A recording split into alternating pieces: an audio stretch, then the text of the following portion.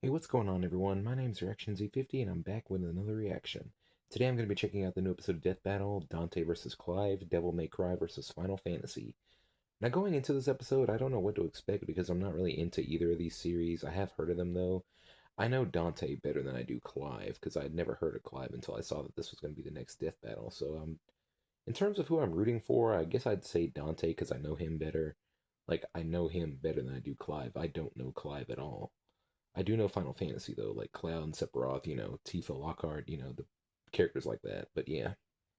Anyways, guys, before we get started, be sure you guys like and subscribe if you're new, and be sure to check out my other channels, link in the description below. And without wasting any more of your time, let's dive right into it.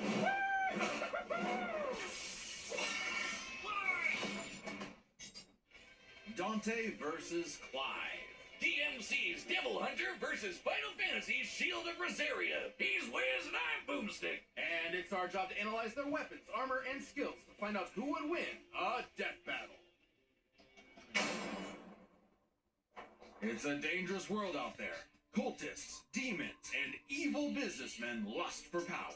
And every day brings a new cataclysm humanity must face. This world may seem like the end, but for a devil hunter like Dante, it's party time. Who'd expect anything less from the son of the legendary demon Sparta? A dark knight who, thousands of years ago, woke up to justice and sealed away the demon lord, Mundus. But then Sparta mysteriously died, and his wife got iced by some demons, leaving Dante and his brother Virgil separated. Despite a long-gone family, Dante kept a chipper attitude and set up a business dedicated to one thing: killing demons! And with the blood of Sparta running through him, he's the best in the business. By harnessing his own demonic energy, Dante bolsters his speed, power, and durability, letting him block kaiju-sized punches, move faster than a meteor, and regenerate like an unstoppable force of nature. As long as he has the energy, he can heal from getting shot, stabbed, sliced through. Basically anything. Even without his regeneration, he's survived heat that would reduce the layman to ash. But no hunter is complete without an arsenal, and Dante's got one hell of a sword left by his dad, Rebellion, plus ebony and ivory, two magic pistols with endless ammo clips, and they say the perfect gift doesn't exist. But Dante's full arsenal is far larger and stranger. Like King Cerberus, a shape-shifting set of elemental nunchucks, That's a Cavalier, lot. a pair of buzzsaws that are also a motorcycle, ball One rod, of them's called fiery Vendetta. fisticuffs for boxing and capoeira, and Navan, guitar. Beowulf, that's cool. An electric guitar. There's also Lucifer, a backpack of endless laser swords that Dante got after slaying... Actually, we never see how he beat Lucifer. Yeah, you know someone's a badass when they off-screen the actual devil. Then there's my fave, Dr. Faust, a sentient hat that turns Dante into basically Orville Peck. Oh, and shoots crystallized demon blood. Dante needed this and much more when he got a warm welcome from the brother he thought long dead.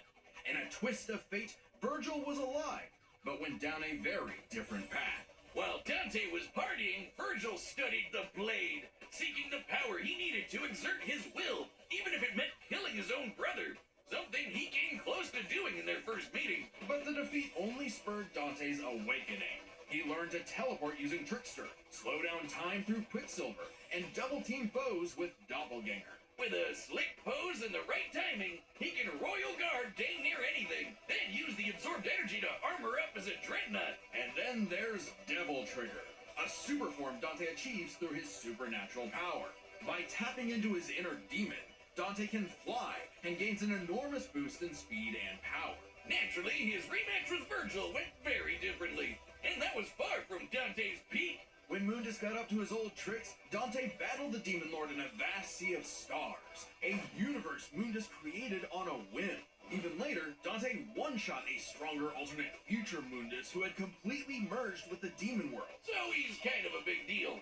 Literally, Mundus became a living universe just for Dante to shoot him in the face. Then there's Argosax, a god so astronomically intense he had the power of every other demon in existence, a divine deity of the sun that Dante also shot in the face. Oh, that guy!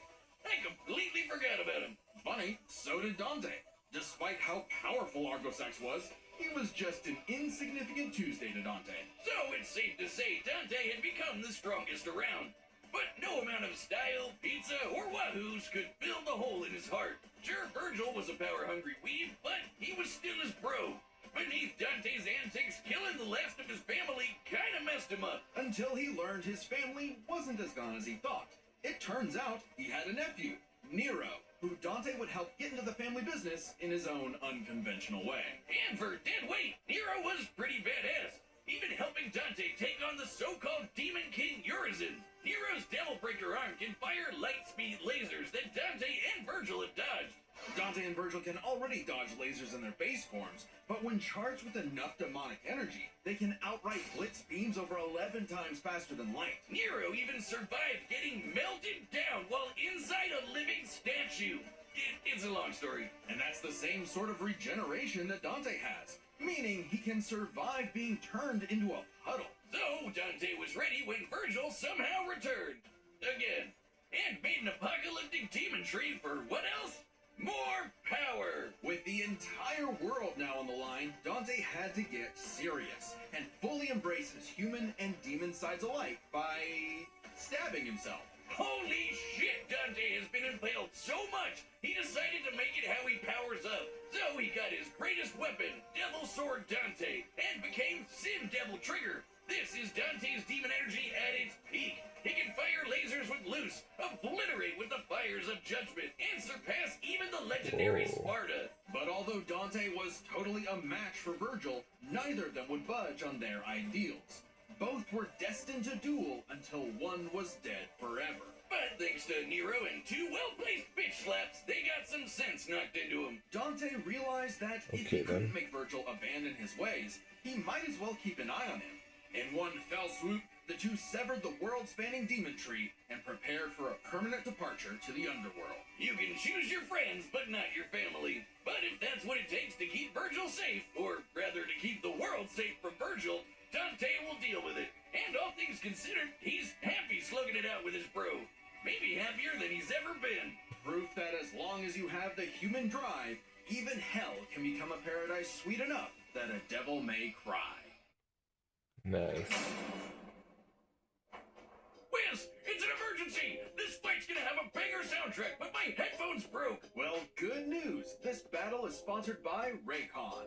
Keep your ears open and your holiday playlist rolling with Raycon's essential open earbuds. These open ear earbuds let you stay connected to your surroundings while enjoying your favorite music, podcasts, and audiobooks. Perfect for a job, commute, or hanging out. Oh yeah, they sound great, just as good as some of the big brands, but at half the price. They're super lightweight, and somehow they never fall out. It's like magic. I think that's just good design. It's magic. Sure.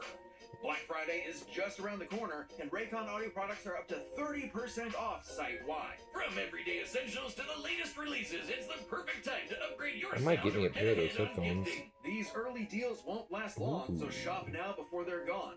Go to buyraycon.com/deathbattleopen to save on Raycon audio products site-wide. Sit down as we tell the tale of the kingdom of Rosaria and its prince, Clive Rossfield, a man destined to be a dominant, the host to a mighty guardian icon. Anybody who's a dom can draw on magic life juice called ether, becoming a big scary monster. And commanding the element they embody to create storms, slay armies, and split the sea. Dominants are forces of nature, and Clive would be the dominant of the Phoenix. Well, he was supposed to, but Big Bird said no thanks, and instead picked his sick little brother Joshua. Parents don't play favorites, but I guess ancient monsters The can. guy from Despite Tekken the 8. rejection Okay. and a deep loathing from his mother Annabella, Clive and Joshua were only kind to one another. Clive saw the bird in his brother Boar and accepted his blessing of the Phoenix in hopes of becoming Joshua's shield. Meaning he learned a bunch of magic. He can shoot fire, teleport with Phoenix Ship, and took down this beast before he was even out of puberty. Even without magic, Clive's a capable swordsman, able to boost his speed and perception with precision dodge. But it wasn't enough when Annabella betrayed Rosaria for the Empire of Sanbreque. In one night, Clive's knights, people, and his own father were slaughtered before him. Quick, someone use a Phoenix down! Those aren't in this game. Well, that's unfortunate, but the Phoenix icon sure is, because the trauma of everything made poor Joshua lose control. Clive wanted nothing more than to help his brother, and perhaps this desire awakened the icon that was in him all along. The fiery beast, Ifrit. Boy, is Ifrit a wild one. Just standing nearby will incinerate the average Joe. It can make fire barriers, regenerate lost limbs, decimate foes with a flaming spirit bomb, and shatter a walking mountain. The downside being Clive couldn't control it. He didn't even remember becoming Ifrit, or battling the Phoenix in a fight that reduced everything he loved to cinders, leaving Joshua presumed dead. If that wasn't bad enough, dear old Ma found him the next day and made him a slave to Sanbreque's army. Clive spent 13 years wallowing through life, searching for Ifrit's host for revenge, only to learn the one he wanted to kill was himself. This revelation hit Clive like a phantom train. He thought death was all he deserved for taking the lives of Joshua and so many others. Even so, there was a light at the end of the tunnel. No, not like that. Thanks to his friend Jill, the outlaw Sid, his doggo Torgal, and a very therapeutic battle with his self-hatred, Clive learned to carry the torch for his brother, fighting the real problems plaguing his world. Crystals and racism! In the world of Valisthea, prejudice is alive and well for bearers. Basically, anyone who can use magic without special crystals. So what better way to dismantle the system than to help fellow bearers and destroy the mother crystals ruining the planet? All while picking up some nifty abilities. Through a mysterious power that lets him absorb icons, Clive took Garuda, an avian with sharp slashes and sharper talons. From Sid, he received Remove, so he could summon lightning. From his Bane Jill, he got Shiva to freeze lava and even time itself. With Titan, he can block and absorb blows with earth-shattering fists. From this Dragon Prince, he got Bahamut and some deadly lasers. And through Odin, he can slow the flow of time and slice apart the fabric of space. Looks familiar. With these powers, Like what Clive Dante has? stepped up to lead the bearers, and even reunited with Joshua, who was alive all along. Surprise! Clive spent 5 years freeing the land, and became hot as hell while doing it. Well, yeah, that way, but also through Ifrit. By using part of Ifrit's power, Clive can set himself aflame, activating Limit Break to boost his abilities. But Limit Break is far from Clive's limit. After absorbing the Phoenix essence from Joshua, he became Ifrit Risen. Now fully in control of the monster that had tormented him, he embraced his role as a shield for his brother and friends. Just in time to battle in space, block a planet-wiping blast, and overpower this dragon at the speed of light. That's no exaggeration. Ifrit Risen is literally stated to move at light speed. Not surprising when Clive has intercepted lasers over 3 times faster than that, and overpowered Omega, a god-slaying weapon that can destroy, and I quote, all of creation. But what made Clive strong enough to do all this? Besides the majestic man cleavage. Turns out Clive's birth was orchestrated. He was intended to become the vessel of Ultima, an ancient, all-powerful being that created humanity, but abandoned them after they developed free will. Meaning everything that happened was the fault of one person. God, the bastard! But Clive wouldn't be a puppet. If God was in the way of humanity's freedom, then God was gonna die. Easier said than done. No shit! Ultima was stronger than anyone Clive had faced, able to warp all of reality to create a universe. But Clive had a secret not even Ultima foresaw. Over his journey, he developed a special state of mind, Logos. AKA someone powered by human will and the bonds of consciousness with others. Okay, that sounds like anime friendship crap, but trust me, it made Clive a badass who could surpass his limits, getting stronger over the course of just one fight. So much so that, despite struggling against Ultima initially, by the end of the fight, Clive took out Ultimalius, a more powerful amalgamation of Ultima and his entire species, all while Clive was in his base form. Ultima literally became Ultima Squared, but Clive still kicked his ass, using his bonds with his brother, his friends, and his unbridled will. Clive killed God in a giant 999,999 damage punch! Okay, so it really was the power of friendship after all. Man, this guy's got a future in shonen. Well, except we don't really know what happened to Clive.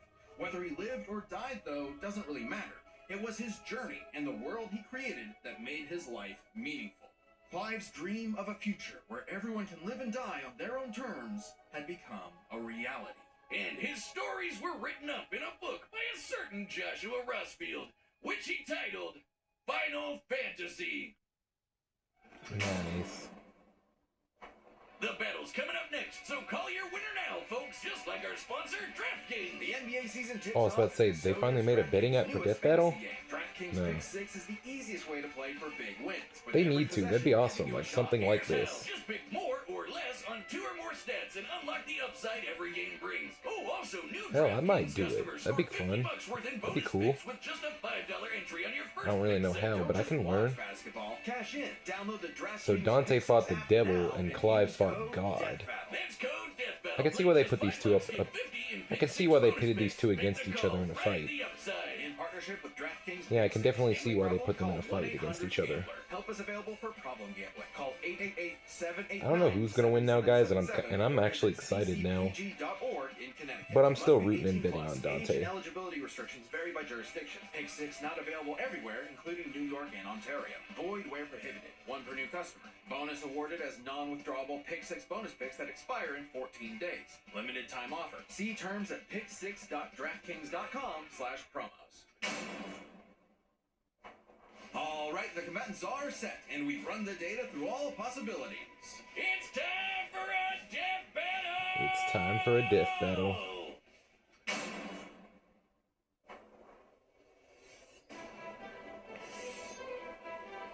Ooh, I like the music already.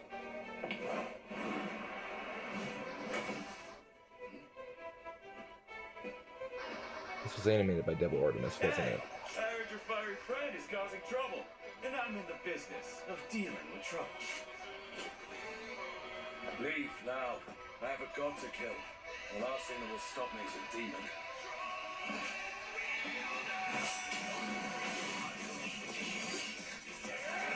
Ooh.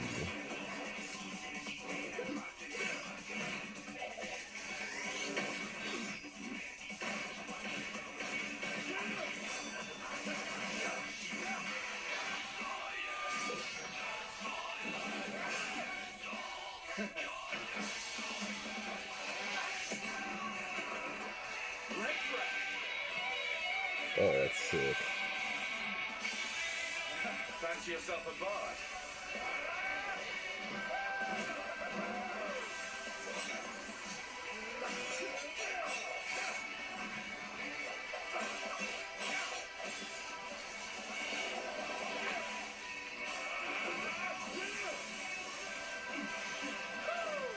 Was he moonwalking? I think so.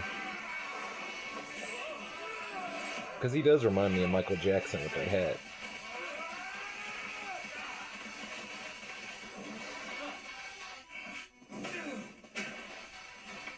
No hiding in the shadows anymore, Smokey.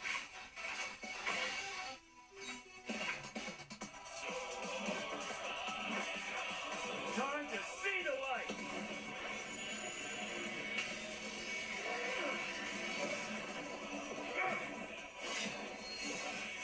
I'm gonna listen to the soundtrack after this, if it's out yet.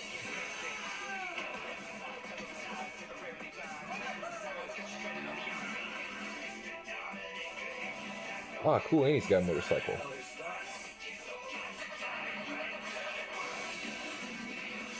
The soundtrack kind of reminds me of Inhuman. Inhuman mixed with Final Formers.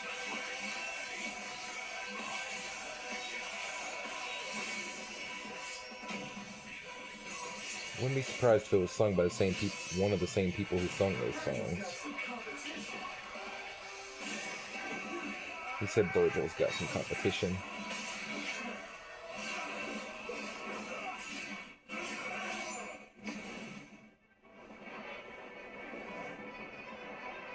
Still holding out on me? Let's see what your monster can really do. The devil cries for more. Let's give him everything we've got. Joshua!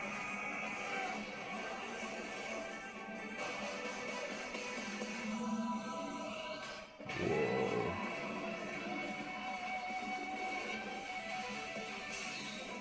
This is sick.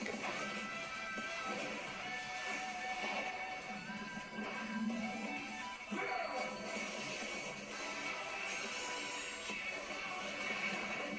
won't underestimate you.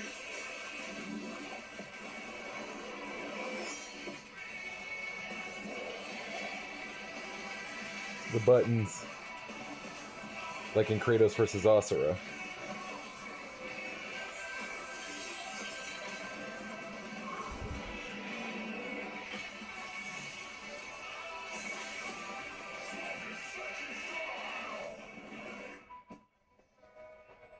Is that it?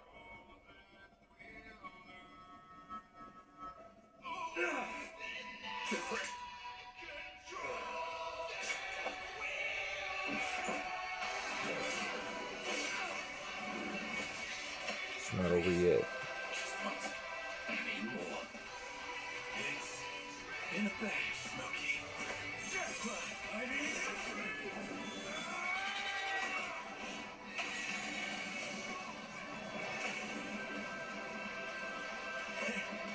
not bad. Not bad at all. For a fight like this, God will be nothing. Ugh.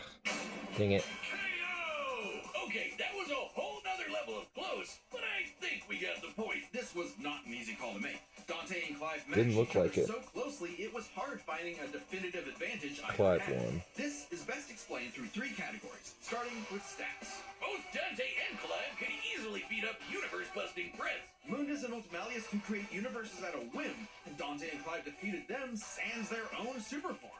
Dante and Clive could both consistently intercept lasers at faster than light speeds. And Dante could always amp up with demon juice to briefly outspeed Clive anyway. But Clive could match that by boosting his own Yeah, I'm definitely speed gonna listen to this reflexes soundtrack through precision again. notch. Both were so beyond the pale that It's a tie. neither could definitively overpower the other. Still, given their crazy powers, you'd think one Not of their bad. abilities would Not break the bad at all. deadlock.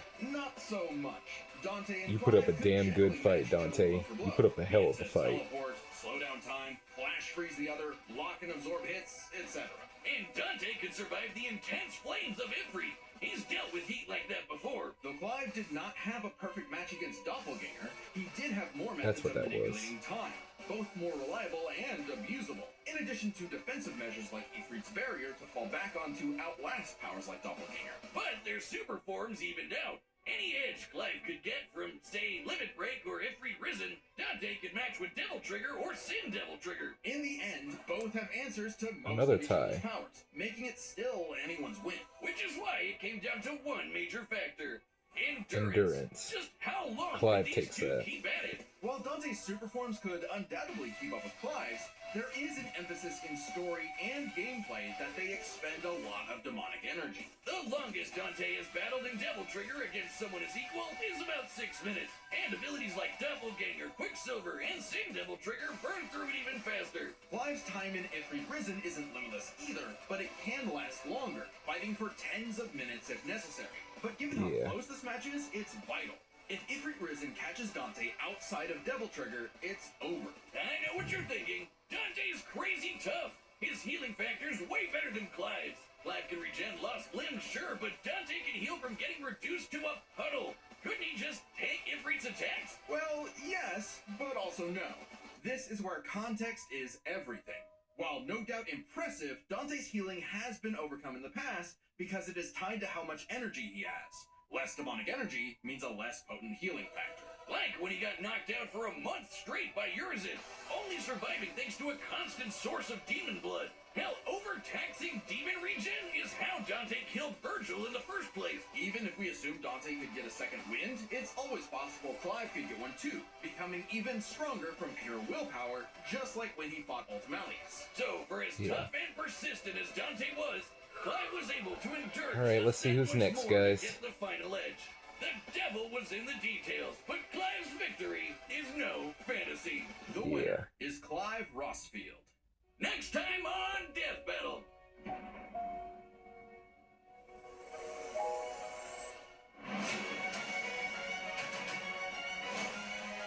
Ash versus Yugi! Finally! Subscribe and join as a member to see more Death Battle. Thanks for watching. That was a really great episode, guys. I really enjoyed that. I was getting into it when they started fighting, and the music, the soundtrack went all out. I can't wait to... I'm gonna listen to it once it comes out. It might already be out, but after I get done recording this video, I'm definitely gonna listen to it. And next time we have Ash versus Yugi, guys. Ash Ketchum versus Yugi Muto. Or I hope I'm saying that right, because yeah. But anyway, it's Ash Ketchum versus Yugi Muta. Yugi, sorry guys. Ash Ketchum. Next time we have Ash Ketchum versus Yugi Muto. Pokemon versus Yu-Gi-Oh. I had a feeling that'd be the next matchup, guys. I knew they'd save one for last for the 2025 finale. I figured the next matchup after this one would be either Ash versus Yugi, Gru versus Megamind, or Aang versus the Traveler, because I know we're getting those three matchups. But I am so excited, guys. I'm beyond hyped for that matchup. Something tells me that that's going to be the next Bowser versus Eggman, and I hope Moro animates it again, because he knocks it out of the park with his animations. And so does Devil Artemis, because I'm certain he's the one that animated this episode. But yeah, I really wanted Dante to win. I was expecting him to win because everybody else was, but yeah, I am a little bummed that Dante lost, but not really because I'm not really into Devil May Cry like that. Even though I do like Dante, but it's not one of my favorite series. Like Pokemon. Obviously, I love Pokemon, but yeah. Anyways, guys, if you enjoyed this episode, please be sure to let me know down in the comments below. And who did you want to win? Who do you think should have won? Let me know down in the comments below. And are you excited for Ash versus Yugi? Who do you think is going to win that battle? I am both rooting and betting on Ash. I love Pokemon so much, guys. I do know who Yugi is, but I've never watched Yu-Gi-Oh or played it.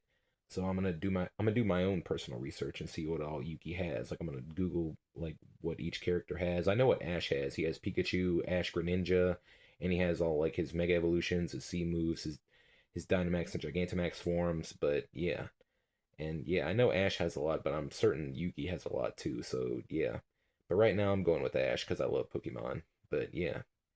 Anyways, guys, if there's nothing else, that's going to be it. That's going to wrap it up for today's reaction. So thank you guys so much for watching. I hope you enjoyed. Please be sure to like and subscribe if you're new. And if you enjoyed this reaction video, like I said, give it a like. And also subscribe if you're new. Sorry I said that twice, guys. I'm just so excited now that I know that Ash versus Yugi is the next death battle. I knew they'd be saving that for last. It confused me a little at first because we were in space and I saw it like space station, so I thought it was going to be like Gru versus Megamind or something. But then I saw the Yu-Gi-Oh things and then I saw Mew and I was like, Ash versus Yugi, finally! I've been waiting on that matchup forever. That's definitely going to be the next Bowser versus Eggman, guys, and I hope they knock it out of the park with that soundtrack too.